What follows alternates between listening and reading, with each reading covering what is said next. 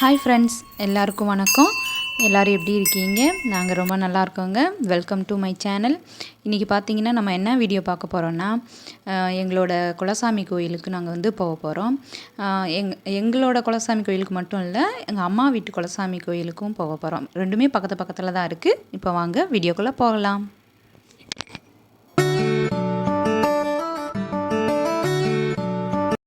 எங்கேயாவது வெளியில் கிளம்ப போகிறோம்னா நமக்கு எங்கேருந்து தான் இந்த மாதிரி எனர்ஜி வருதுன்னே நம்மளால் சொல்ல முடியாது.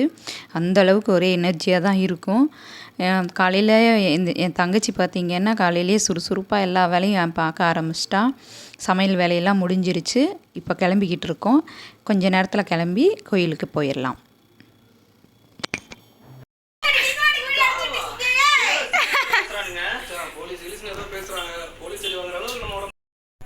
இன்னைக்கு என்ன ஸ்பெஷல்? பருப்பு குழம்பு, உருளைக்கிழங்கு, அப்பளம், கத்திரிக்காய் புளிக்குழம்பு, கத்திரிக்காய் பூண்டு போட்ட புளிக்குழம்பு. கோயிலுக்கு போகிறனால இந்த மாதிரி. நாளைக்கு என்ன ஸ்பெஷல்? அதான் அவங்ககிட்ட தான் சித்திக்கிட்ட தான் கேட்கணுமா?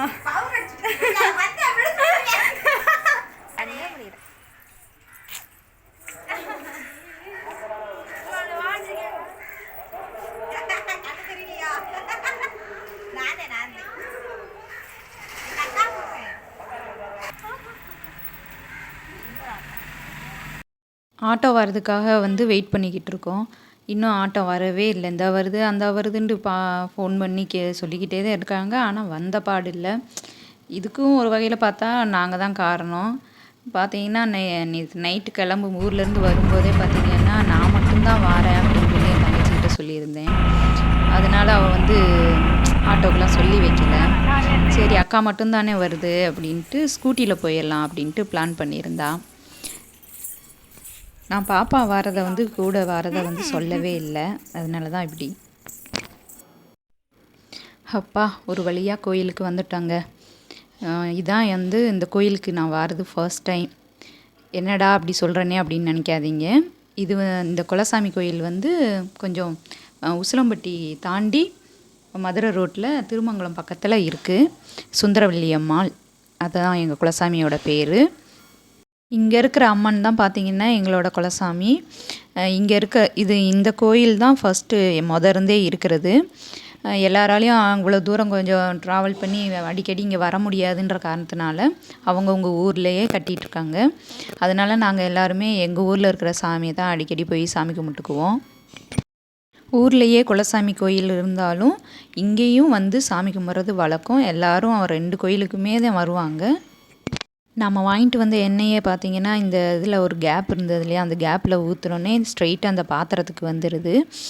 அதுக்கப்புறம் நாம் அதில் தீபம் ஏற்றினோம்னா சூப்பராக இருந்துச்சு பார்க்குறதுக்கே.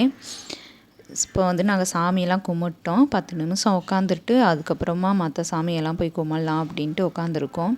சுற்றி பார்த்திங்களா எல்லோரும் பொங்கல்லாம் வச்சுக்கிட்டு இருக்காங்க. பார்க்கவே சூப்பராக இருந்துச்சு. இந்த பிளேஸ் பார்க்குறதுக்கு அழகாக இருந்தது.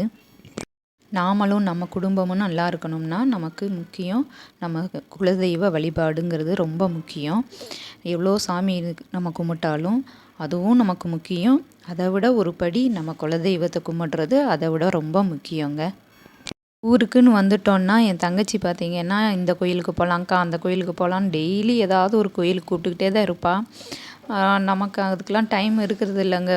வர்றோம், வந்தோடனே பார்த்திங்கன்னா மாமியார் வீட்டுக்கு போகணும் ஒரு தடவை, அப்புறம் சித்தி வீட்டுக்கு போகணும், சரி அப்புறம் வந்த வேலையை பார்க்கணும், அப்படி இப்படின்னு சொல்லி கரெக்டாக இருக்கும். 1 நாள் 2 நாள் இருப்போம். அந்த 1 நாள் 2 நாளில் இதுக்கு தான் சரியாக இருக்கும். அப்புறம் கோயிலுக்கு போகிறதுக்கே டைமே இருக்கிறது இல்லை. இந்த தடவை பார்த்திங்கன்னா பிடிச்சி இழுத்துட்டு வந்துட்டா.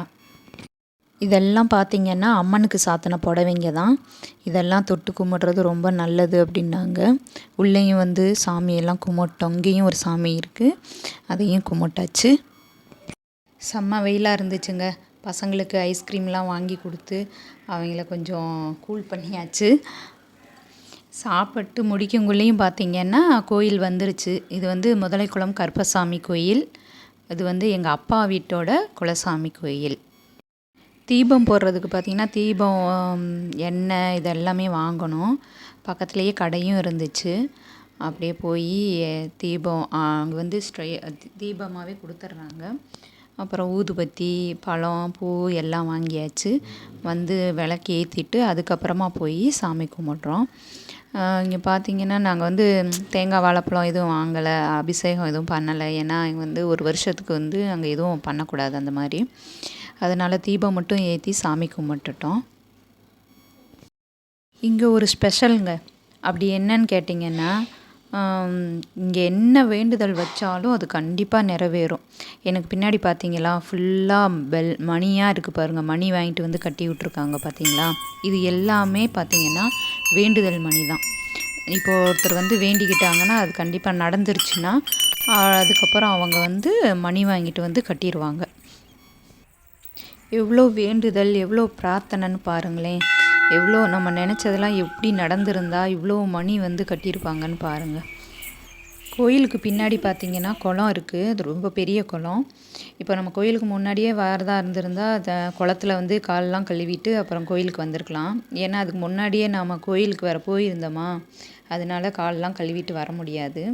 சும்மா மட்டும் என் தங்கச்சி பொண்ணுக்கு ஒரு ஆசை, அது குளத்துல போய் பார்த்துட்டு வரணும் அப்படின்ட்டு. அதனால் அவளையும் கூப்பிட்டுட்டு போயிட்டோம். இங்கே வந்து தரிசனம் பண்ணது ரொம்ப மனசுக்கு நிறைவாக இருந்துச்சுங்க. என்னோட இந்த வீடியோ பிடிச்சிருந்தா லைக் பண்ணுங்கள், ஷேர் பண்ணுங்கள், கமெண்ட் பண்ணுங்கள். மறக்காமல் சப்ஸ்கிரைப் பண்ணிடுங்க. முடிஞ்சால் நீங்களும் இந்த கோயிலுக்கு ஒரு முறை வந்து பாருங்கள்.